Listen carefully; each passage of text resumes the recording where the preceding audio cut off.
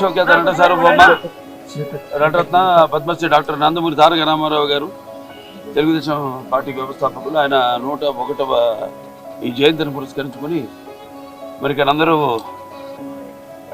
కుటుంబ సభ్యులైతేనేమి పార్టీ కార్యకర్తలు అందరూ కూడా ఆయనకి ఘన నివాళులు అర్పించడానికి ఎన్టీఆర్ ఒక శక్తి. ఆయన ఎన్నో సందర్భాల్లో చెప్పడం జరిగింది. ఎన్టీఆర్ అంటే కేవలం నందమూరి తారక రామారావు మాత్రమే కాదు, ఎన్నట్టు నటనాన్ని ఆయన ఇల్లు ఒక నటనాలయం, అందులో ఆయన ఒక నటరాజు నరసింహుడు. టీ అంటే తారామండలంలో తారక ధ్రువ తారకుడు, ఆర్ అంటే రాజర్షి రారాజు రాజకీయ దురంధర యుగంధరుడు, రమణీయ రమ్య కమనీయ సౌమ్య గుణధాముడు అని. అలాగే ఆయన మొత్తం మొదటి నుంచి కూడా చూస్తే ఆయన ఈ జీవిత ప్రస్థానం ఒక మామూలు రైతు కుటుంబంలో పుట్టి, అలాగే ఎన్ని ముందు అవకాశం వచ్చాడు కూడా కాదు అని ముందు చదువుకే ప్రాధాన్యత ఇచ్చి ఆయన చదువు పూర్తి చేసుకున్నాక మరి చలనచిత్ర ప్రవేశంలోకి అడుగుపెట్టడం జరిగింది.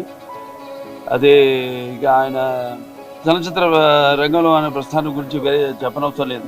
ఎన్టీఆర్ అంటే ఒక నటనకు నిర్వచనం, ఎన్టీఆర్ అంటే ఒక నవరసాలకు ఒక అలంకారం, ఎన్టీఆర్ అంటే నటనకు ఒక విశ్వవిద్యాలయం.